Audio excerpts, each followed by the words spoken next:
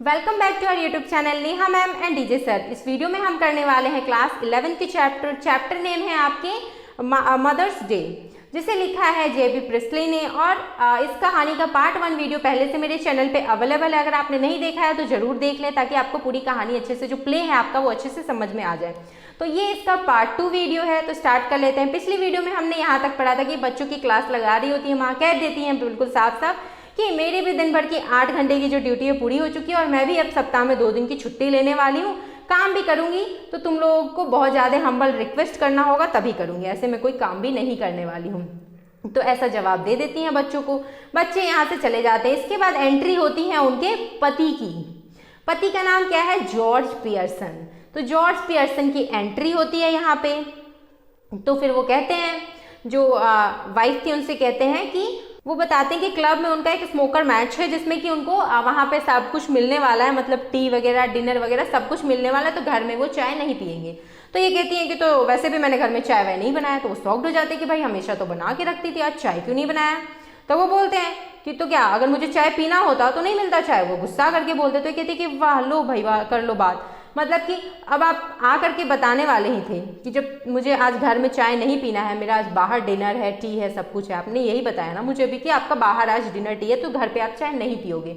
तो फिर ये क्या बात हुई कि क्यों नहीं बनाया? अगर पीना होता तो। अगर मगर की यहाँ बात ही कहाँ से आ गई? जब आपको पीना ही नहीं था, अब क्या आप क्लब में जा करके कह दोगे? क्लब में अगर आपके लिए बियर नहीं बना है, ठीक है, और आप कहोगे उनसे कि आज मुझे बियर नहीं पीना है, वो कह दे कि मैंने बनाया भी नहीं है, तो क्या आप उनसे इस तरह से बात करोगे कि क्यों नहीं बनाया भाई? ऐसे गुस्सा करोगे क्या उनके ऊपर? करके दिखाना गुस्सा अपने क्लब में, तो फिर वो तुम्हें अच्छे से बता देंगे। फिर यहाँ वो सॉफ्ट हो जाते कि भाई ये कैसे मेरे से जवाब सवाल कर रही है। पहले तो ऐसा नहीं होता था, पहले तो जो काम दे दो शांति से करके दे दिया करती थी। फिर वो यहाँ पे जो पियर्सन है, यानी कि जिनके मिसेस पियर्सन, जिनके अंदर आत्मा जो है वो फिट्जगेराल्ड की है, वो ये कहती है मिसेस पियर्सन की तुम्हें तो तुम जिस क्लब में जाते हो तो मुझे तो कोई वैल्यू देते नहीं हो, मेरी इज्जत भी नहीं करते हो, सम्मान भी नहीं करते हो, फिर भी मैं सारा काम करके देती हूँ। लेकिन तुम जिस क्लब में जाते हो ना, वहाँ के लोग तुम्हें पॉम्पी ओम्पी पियर्सन कह के बुलाते हैं, तुम्हें चिढ़ाते हैं क्योंकि तुम इतने मोटे तगड़े हो गए हो। क्योंकि यहाँ पे मैंने आपको थोड़ा सा स्ट्रक्चर बता दूंगा कि वो बहुत हेल्दी हैं, मोटे तगड़े, गोलू मोलू से, गोल मटोल से हैं जॉर्ज पियर्सन। तो उनका एक तरह से पूरा ले लेती हैं, मजाक बना देती हैं कि तुम्हारा क्लब में बहुत मजाक उड़ाया जाता है। तभी क्या होता है कि उनका जो बेटा है ना सिरिल, वह वहाँ से एंटर कर जाता है हाथ में दूध का ग्लास लेकर के। चाय तो बेचारे को मिली नहीं है। तो वो जो पति है ना इनके, जॉर्ज पियर्सन, वो गुस्सा आ जाते हैं अपनी वाइफ के ऊपर और बेटे की तरफ देख के कहते कि बेटा तुम ही बताओ क्या ऐसा है। वो यहाँ तो अपना मतलब अपने आप को बचाव में बोलते भी कि नहीं, ऐसा कुछ नहीं है कि मेरा मजाक बनाया जाता हो क्लब में, या मुझे कोई पॉम्पी वॉम्पी कह के बुलाता हो। बट ये कहती कि नहीं, ऐसा है, तुम्हें पॉम्पी वॉम्पी पियर्सन कह के बुलाया जाता है, सब चिढ़ाते हैं, तुम्हारे पीठ पीछे हंसते हैं, और ऐसी जगह तुम बड़े ठाट से जाते हो। और मैं जो कि तुम्हारे पीछे पूरे दिन लगी रहती हूँ, तुम्हारी इज्जत करती हूँ, सम्मान करती हूँ, सारे काम करती हूँ, मेरी तुम इज्जत नहीं करते हो। तो उधर से बेटा जब एंटर होता है ना, तो बेटे से पूछते हैं ये जॉर्ज पियर्सन की, बताओ तुम भी तो जाते हो ना मेरे साथ क्लब, बताओ क्या वहाँ मेरा मजाक बनाया जाता है, मुझे पॉम्पी वॉम्पी पियर्सन कह के बुलाया जाता है? तो बेटा सर झुका लेता और कहते कि हाँ। तो यहाँ बहुत ज़्यादा गुस्सा आ जाते हैं जॉर्ज पियर्सन और बिल्कुल झटक पटक के यहाँ से निकल जाते हैं। इसके बाद जो बेटा है ना सिरिल, वो समझाता है माँ को कि आपको इनको इस तरह से नहीं कहना चाहिए था, कितना हर्ट हो गया होगा उनको। तो भाई ये मिसेस पियर्सन तो असली की है नहीं, इनके अंदर तो फिट्जगेराल्ड उसके बैठी है जो कि बड़ी कुरूडनी है। तो वो बोल रही है ऐसा, तो मिसेस पियर्सन थोड़ी बोल रही, तो फिट्जगेराल्ड बोल रही है। तो फिर वो बच्चा समझाता है, तो फिट्जगेराल्ड कहती है कि तुम मुझे क्या समझा रहे हो, डॉग रेस वगैरह और क्लब में इन सब चीज़ों में तुम बस पैसे डुबाते रहते हो और मुझे सिखा रहे हो तुम तमीज़, क्या बात करना चाहिए क्या नहीं बात करना चाहिए। तुम क्या सिखाओगे मुझे लाइफ के बारे में? क्योंकि जो यहाँ पे जो बेटा है ना, जो सिरिल है, वो क्या डॉग रेस वगैरह में और शोज़ वगैरह में पैसे वैसे लगाते रहता है। तो वही ये माँ यहाँ पे जवाब देती है कि तुम क्या उन चीज़ों से पैसे बना लोगे, कितना बना लोगे, जितना का बनाओगे उतना डुबाओगे, और तुम मुझे चले हो सिखाने कि किससे क्या बोलना है क्या नहीं बोलना है। तभी क्या होता है कि दरवाजे पे आवाज़ होती है, नॉक होता है। अब उधर से कौन आई होती है? एक्चुअल में जो फिट्जगेराल्ड के बॉडी में जो मिसेस पियर्सन है वो आई हुई हैं। तो वो दरवाजे पे हैं। अब जाता है बेटा, दरवाजा खोलता है, मतलब पहले देखता है कि कौन है, तो वो देखता है कि फिट्जगेराल्ड है।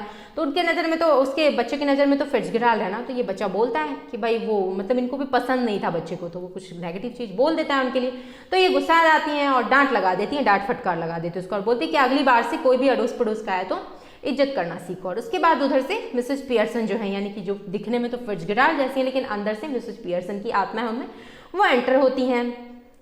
वो यहाँ पे जब यहाँ पे एंटर होती है उसी वक्त उनके पति भी आते हैं और कुर्सी पे बैठ जाते हैं। वो बोलते हैं कि सब क्या किया है तुमने, इनको बोलते हैं फिट्जगेराल्ड यानी कि जो दिखने में मिसेज पियर्सन जैसी है, उनको बोलते कि क्या किया है तुमने, ऊपर बेटी रो रही है, सबको तुमने मतलब इतना दुखी कर दिया, क्यों ऐसे मतलब कर रही हो, क्या हुआ है तुम्हें, ये चीज़ बोलते। तो वो मिसेज पियर्सन जो एक्चुअल में है ना, जो फिट्जगेराल्ड के अंदर जिनकी आत्मा है, उनको भी बड़ा दुख पहुंचता है। उनको अच्छा नहीं लगता ये जान के कि बेटी को रुला दिया या फिर इस तरह से बातें की हैं इन्होंने फिट्जगेराल्ड ने मेरा रूप ले करके। तो इनको यहाँ पे पहले तो जब जॉर्ज इनको बोलते हैं ना, डांट लगाते हैं, क्योंकि जॉर्ज को भी नहीं अच्छा लगता है कि कोई बाहरी ऐसे टाइम में जब घर में टेंशन का माहौल है वो आए, तो इसके लिए भी कुछ नेगेटिव चीज़ बोलते हैं। तो ये इधर से जवाब देती हैं। यहाँ पे जो मिसेस पियर्सन जैसी दिख रही है, जिनके अंदर फिट्जगेराल्ड की आत्मा है, वो जॉर्ज को फटकार भी लगाती है कि अगर कोई मेहमान आए तो उसे बैठने के लिए पहले पूछो, ना कि ये बताने लग जाओ कि तुम्हें ये नहीं पसंद है कि घर के माहौल में कोई ऐसा चीज़, खराब माहौल में, टेंशन वाले माहौल में कोई नहीं आना चाहिए, तुम्हें गुड इवनिंग करना चाहिए। तो ये सब चीज़ें तुम्हें आना चाहिए कि तुम्हें तमीज़ नहीं है कि कोई नेवर आता है तो कैसे उसको ये साथ पेश आया जाता है।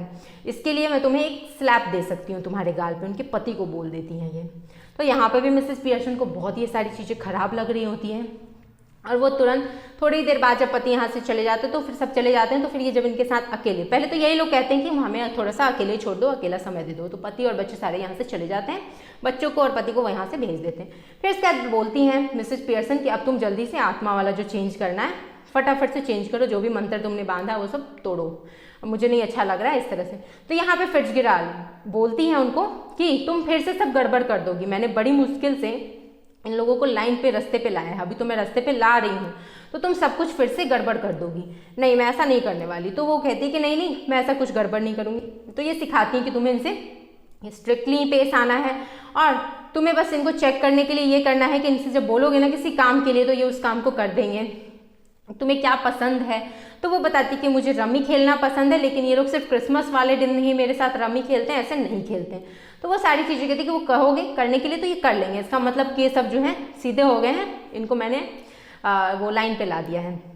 ठीक है। इसके बाद वो लोग जो आत्मा था ना मिसेस फिट्जगेराल्ड के अंदर, फिट्जगेराल्ड की आत्मा आ जाती है, क्योंकि वो वैसे ही फिर से करते हैं, हाथ पकड़ते हैं एक दूसरे का और बोलते हैं कि अपने मन को शांत रखो, और मन को शांत रखते हैं दोनों, और फिर दोनों का एक्सचेंज हो जाता है, वही बिल्कुल अनकॉन्शियस से हालत में जाते हैं। फिर से शरीर फिट्जगेराल्ड के अंदर फिट्जगेराल्ड की आत्मा और मिसेज पियर्सन के अंदर मिसेज पियर्सन की आत्मा आ जाती है।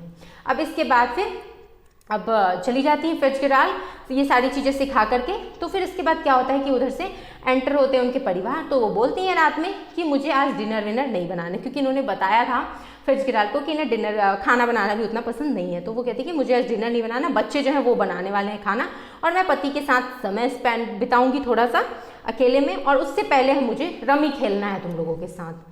तो सब तैयार हो जाते हैं रमी खेलने के लिए, और बच्चे डिनर बनाने के लिए, और पति समय बिताने के लिए इनके साथ। तो ये भी बहुत खुश हो जाती हैं, और इस तरह से कहानी का दी एंड हो जाता है।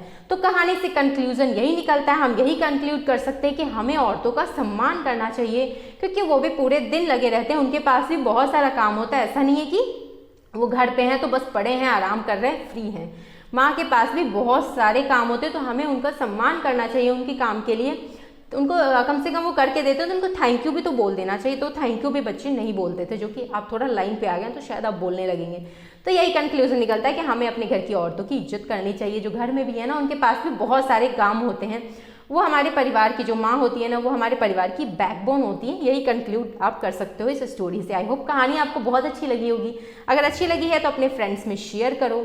Thanks for watching and happy learning, और चैनल को सब्सक्राइब करना ना भूलना।